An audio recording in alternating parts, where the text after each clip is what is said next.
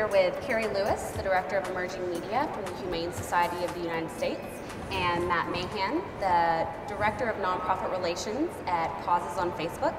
And we're here talking about social media for social good. And you know, you guys, it's obviously all the buzz right now in the nonprofit sector. Everybody is trying to figure out how they can harness social media for their organization, whether it be for raising funds or gathering volunteers, finding new advocates.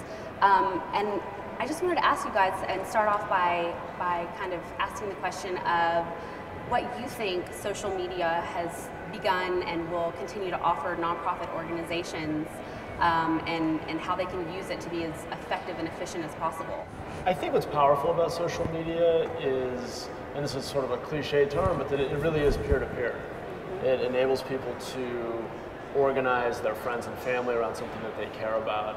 And as a lot of data and research shows, people are much more motivated to get involved and to take an action if their friends are asking them to do it. And so that's one of the really powerful things about social media. For nonprofits specifically, it also gives them the ability to have a more robust two-way conversation with their supporters to learn what motivates them, and to bring them more fully into the work of the organization on at least a volunteer basis.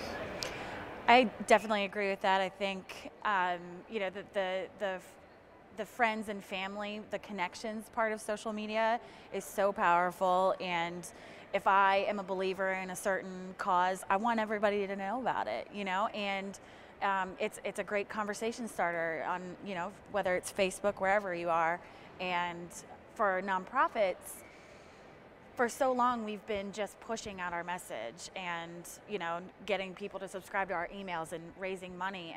And social media has brought a whole new aspect to that of, you know, relationship building and two-way communication and you know, just really having these conversations and getting to know our supporters on a one-to-one basis.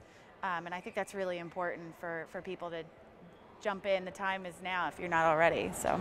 Absolutely. So Carie, this is for you. You know, the Humane Society of the United States has obviously done some phenomenal work in social media, and I'd love to hear a little bit about, you know, your organization's approach and some of the success you've had, specifically around the issue of resource constraints. Right? That's like the #1 argument that nonprofits use for not participating in social media. Right. It's we don't have the resources. So could you touch on that a little bit? Yeah, sure. I mean, the time and resources issue is always the #1 question I get, because most of the nonprofits that I talk to are smaller, and they say, you know, you're the Humane Society of the United States, you have great brand recognition, you've been around for a long time, you have staff, money, you have all of that, and I'm just a small nonprofit, and I don't have time. I don't have the time to, you know, do the things that I have always had to do. So how am I going to bring this in? And really my answer to that is, you know, I started out by myself. I didn't start with a large staff for social media.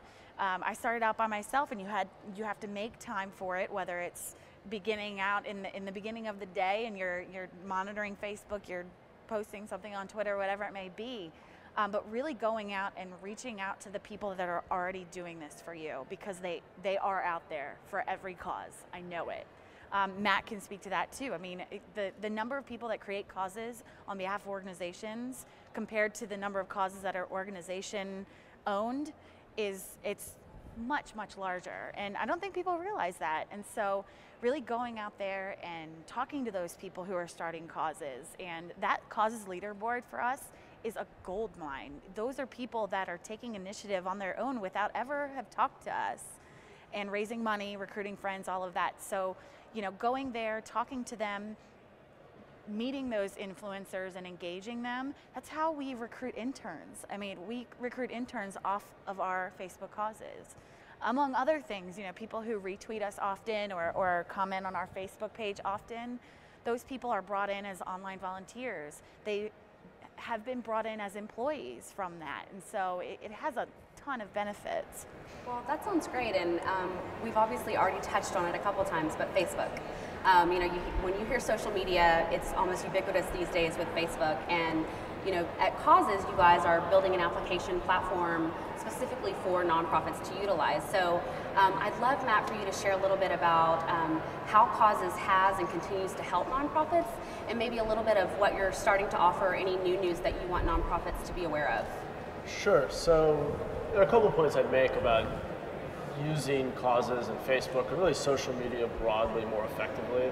I think Carie and her organization have done a great job of this. And so the two key things I would share are, one, integration. I think it's important to, as you expand what you're doing online, and specifically in social media, and with volunteers and promoting events and fundraising, you really need to integrate that into a broader communications and development strategy. I think organizations that are effectively leveraging any tool, whether it's ours or some other online tool, are figuring out how to fit it into their broader strategy.